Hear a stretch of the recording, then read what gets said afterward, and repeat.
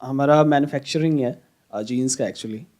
तो हम e commerce website पे सेल आउट करते हैं उसे एज अ ब्रांड। इससे पहले जो मेरा बैकग्राउंड रहा है, मैं पहले जॉब करता था सेम चीज़ में, तो उनका स्क्रैच से मैंने बनाया था, फ्रॉम स्क्रैच से। उनका जो टर्नओवर जो क्लोज़ किया था वो 5 CR किया था मैंने। तो उसको मैं और कैसे अपने में इम्प्लीमेंट करूँ चीज़ों को। आप कह रहे हो आपकी मैन्युफैक्चरिंग है हाँ जीन्स जी। की, तो कहाँ पे है ये? फैक्ट्री लगाई है आपने? फैक्ट्री नहीं लगाई हमने, वेयर हाउस है हमारा। ऑनलाइन कब आपने सेल करना शुरू किया? कितना टाइम हो गया? ये 2 महीने हो गया हमें। 2 महीने हो गए। अभी तक कैसा रिस्पॉन्स आ रहा है? अभी जो फर्स्ट मंथ था उसमें 1 लाख रुपए का सेल हुआ था। सेकंड मंथ 1.5 से 2.25 का है। किस किस पे सेल कर रहे हो? अमेजोन पे अमेजोन, कर रहे हो? Flipkart and Meesho. ऐड चलाते हो आप? 3-4 थाउजेंड मंथ का रख रहा हूँ फिलहाल अभी। 3-4 हज़ार रुपए की ऐड चलाते हो, हाँ उसके जी। बेस पे 1-1.5 लाख रुपए की सेल हो जाती है। हाँ जी। और उसमें मार्जिन कितना होता है 1-1.5 लाख रुपए में? 15% का रहता है, मतलब जो क्लोज होके आता है। वैसे 40-50% ग्रॉस मार्जिन रहता है। इस बिजनेस में कितनी इन्वेस्टमेंट करी आपने? आप अकेले हो या कोई पार्टनर भी है? पार्टनर भी हैं साथ में। कितने पार्टनर हैं? 2 पार्टनर हैं, 3 है टोटल हम। बट जो वर्क है वो मैं अकेला ही संभालता हूँ। उन्होंने पैसा लगाया है? हाँ, उन्होंने पैसा लगाया एक्चुअली। कितना पैसा लग गया होगा इसमें काम में? अभी 20 लगाया है, 20 लाख। कितना? 20 लाख? हाँ जी। 20 लाख कैसे लग गया? स्टार्टिंग में ही ज़्यादा माल बनवाया है। B2B के लिए भी हमने सोचा है, क्योंकि B2B में भी हम दे रहे हैं। कुछ ब्रोकर्स हैं, उनको टाइप किया उनके साथ अभी रिसेंट में ही।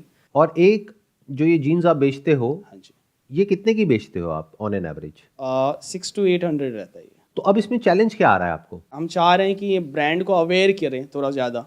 देखो, एक तो आपको फोकस होना पड़ेगा, मोस्ट इंपॉर्टेंट, जो मेरे को समझ आया आपसे बात करके, क्योंकि अभी आप B2B भी कर रहे हो और B2C भी कर रहे हो। B2C कर रहे हैं, बट अभी B2B टाइप किया, अभी किया नहीं है, करेंगे।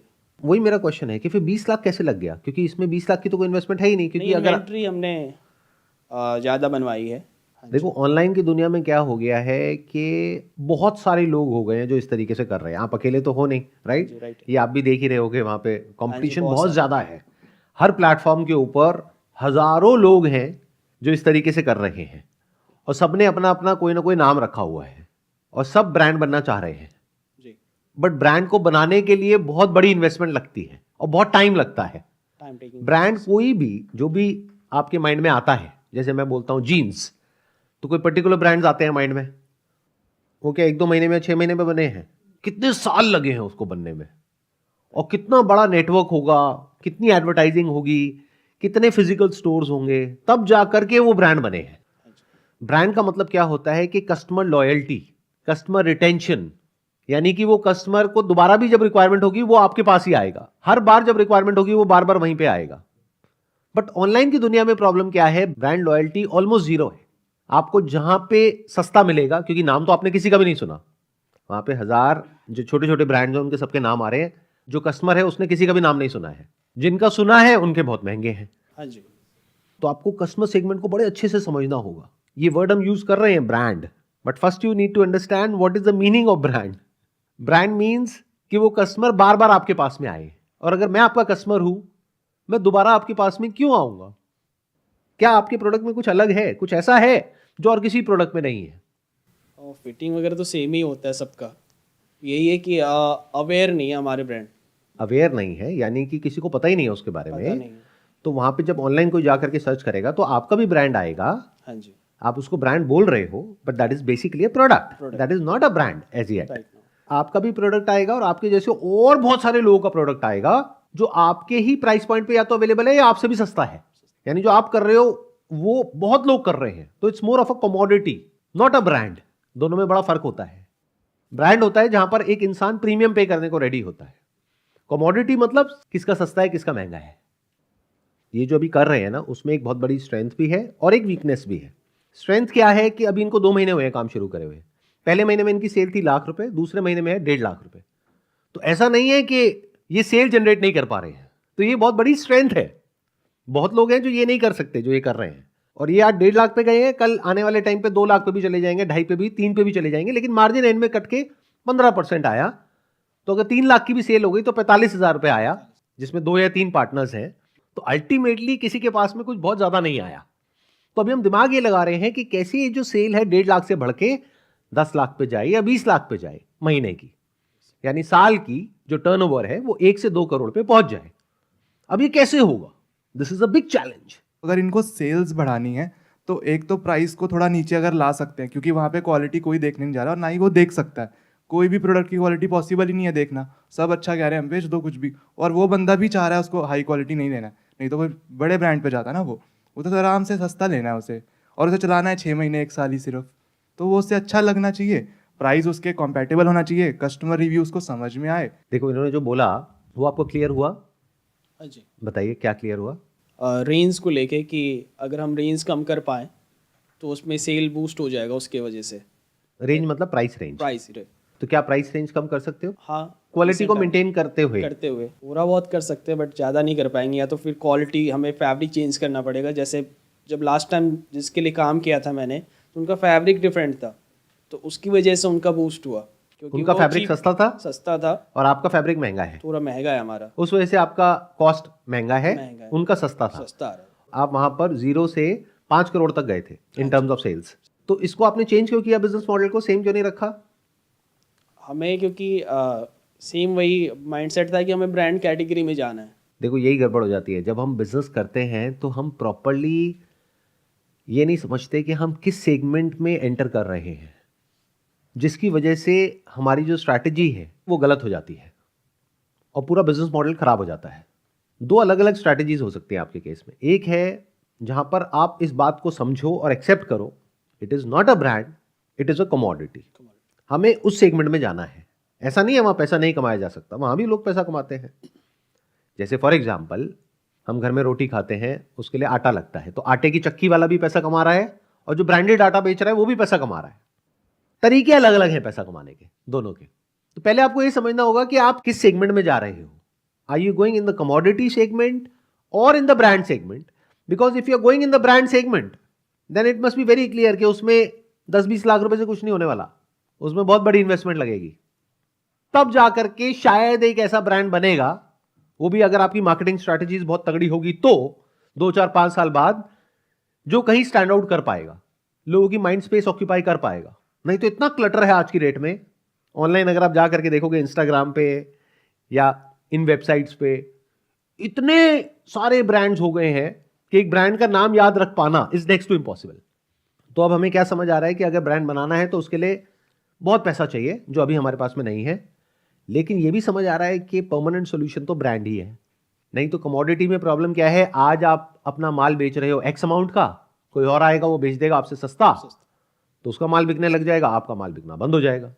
यही हो रहा है अभी, यही हो रहा है और यही होगा आने वाले टाइम में। तो लॉन्ग टर्म में सॉल्यूशन क्या है? ब्रांड बनाना। अगर एक्चुअल में आप कुछ लंबा सोच रहे हो तो, अगर आपकी विजन है 5 साल 10 साल 20 साल तो, बट उसके लिए पैसा चाहिए और अभी पैसा नहीं है, तो पैसा कहां से आएगा? ये जो आपने 10-15 लाख 20 लाख रुपए लगाए, पहले तो इसको समझदारी से लगाओ। आप कह रहे हो कि मैं ये भी कर रहा हूं और साथ में B2B भी कर रहा हूं, B2B पे काटा मारो अगर मेरी सलाह मानो तो। उसके पीछे वजह है, B2B में आपको कैश फ्लो का इशू आने वाला है। जैसे ही आप किसी को बल्क में माल दोगे तो वो कैश तो देगा नहीं, उधार पे लेगा। क्रेडिट इशू है मेन। और जब वो उधार पे लेगा तो वो बोलेगा 10 दिन 15 दिन 1 महीना, उसके बेस पे आप अपनी सारी कैलकुलेशन कर लोगे, और वो पैसा देगा आपको 2 महीने में 3 महीने में या 6 महीने में। ये रियलिटी है, ग्राउंड रियलिटी। तो आप फंस गए।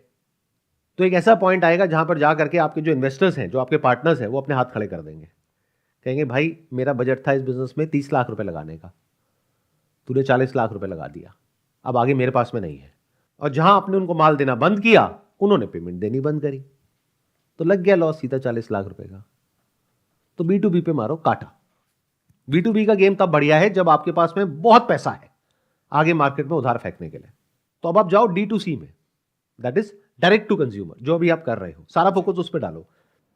अब सवाल उठता है कि ये जो प्लेटफॉर्म्स हैं, यहां से जल्दी कम से कम टाइम में बहुत पैसा कैसे कमाया जाए।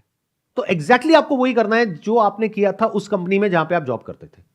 There is no need to reinvent the wheel. जो चीज काम कर रही है उसको चेंज क्यों करना है?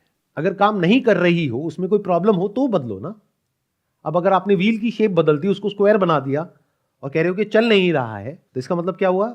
हमने वहां दिमाग लगाया जहां दिमाग लगाने की जरूरत ही नहीं है। जहां पे आपने काम किया वहां पे आपको समझ आ गया है, सस्ता फैब्रिक लो, सस्ते में बेचो, बढ़िया रिव्यूज आने चाहिए, बढ़िया फोटोग्राफ्स होनी चाहिए, तो कस्टमर खरीदता है। अगर वही करते हो तो आपकी भी रेवेन्यू 5 करोड़ पे पहुंच सकती है, हाँ उससे पहुंच जाएगी। उससे पहुंच जाएगी ना, हाँ जी उससे पहुंच जाएगी। तो पहुंचा दो। आपको एक बहुत मज़ेदार आइडिया देता हूँ। एक कंपनी है जो काफ़ी प्रीमियम सेगमेंट में है जीन्स में, और ऑन एन एवरेज जो उसकी जीन्स कॉस्ट करती है that is around 40 to 50,000 rupees. जैसे जॉगिंग सूट होता है ना, तो वैसी होती है वो। That is very comfortable. I am not sure कि इस सेगमेंट में, जिस सेगमेंट में आप हो, कितने लोग ऐसा कर रहे हैं। सर जो रिव्यू के बारे में वो कुछ बताना चाहता हूँ। जो रिव्यू और रेटिंग के मामले में अगर हम कुछ सिंपल सा गिफ्ट ऐड कर सके तो अच्छा रिव्यू मिलेगा। आप ऐसा कुछ कर रहे हैं? अभी सिर्फ थैंक यू कार्ड दे रहे हैं ओनली, गिफ्ट नहीं पर दे थैंक यू कार्ड के बेस पे कोई रिव्यू तो नहीं करेगा। जो इन्होंने आइडिया दिया है वो बिल्कुल परफेक्ट है। यानी जब तक आप सामने वाले को कोई गिफ्ट नहीं दोगे, कोई इंसेंटिव नहीं दोगे, कोई बेनिफिट नहीं दोगे, तो रिव्यू क्यों देगा। आपको क्या करना होगा कि अपने माइंड को पूरी तरह से फोकस करना होगा उन चीज़ों पे जो इंपॉर्टेंट है। सबसे इंपॉर्टेंट इस गेम में आपको सक्सेसफुल होने के लिए चाहिए रिव्यूज़ और रेटिंग्स। तो वो कैसे मिलेगा? बोलते हैं ना, एक तीर से दो निशाने। तो अभी जो मैंने आपको आइडिया दिया जॉगर्स का, जी। क्या हो अगर आप ये कहो कि आप रिव्यू दो, उसके बाद में हमारी ये नई कलेक्शन है जॉगर्स की, we will send it to you absolutely free of cost. But cost बहुत ज़्यादा इसका जाएगा। Why are you calling it a cost? Investment यही गड़बड़ हो जाती है बिजनेस में। आप समझ रहे हो प्रॉब्लम? हमें पता ही नहीं है कि एक्चुअल में कॉस्ट क्या है और इन्वेस्टमेंट क्या है। बट वही है ना कि लिमिट क्या रहेगी, कितने बंदे हम देंगे। अरे जब तक रिव्यूज नहीं आ जाते तब तक की लिमिट है, जब रिव्यूज आ गए तो उसके बाद में बंद। तो अगर आपको 1000 रिव्यू चाहिए तो आपने पहले ही कैलकुलेट कर लिया। अब इसमें आपकी कॉस्ट क्या आई? आप कह रहे हो कॉस्ट बहुत ज्यादा है। कॉस्ट बहुत ज्यादा नहीं है, क्योंकि आप खुद कह रहे हो कि मेरा जो मार्जिन है वो 15% है बाकी सारी कॉस्ट निकालने के बाद। दैट मीन्स प्रोडक्ट की जो आपकी कॉस्ट है वो है मैक्सिमम 40%। तो जो माल आप 500 रुपए का बेच रहे हो उसकी कॉस्ट एक्चुअल में 200 रुपए है। तो 200 इंटू 1000 2 लाख रुपए। बिजनेस में आपने 20 लाख रुपए लगा रखा है और आप कह रहे हो ये कॉस्ट है। आप समझ रहे हो? ये 2 लाख की इन्वेस्टमेंट है। This is the most important investment in the business. Review का सारा खेल है। वो जो थैंक यू कार्ड आप भेज रहे हो, उसी थैंक यू कार्ड के ऊपर लिखा हुआ है कि अगर आप रिव्यू करते हो तो ये वाली जीन्स हम आपको कॉम्प्लीमेंट्री देंगे। ये कब तक है? जब तक आपके पास में 500-700 या 1000 रिव्यूज नहीं आ जाते हैं। एक बार आ गए तो सिर्फ थैंक यू कार्ड जाएगा। Thank you.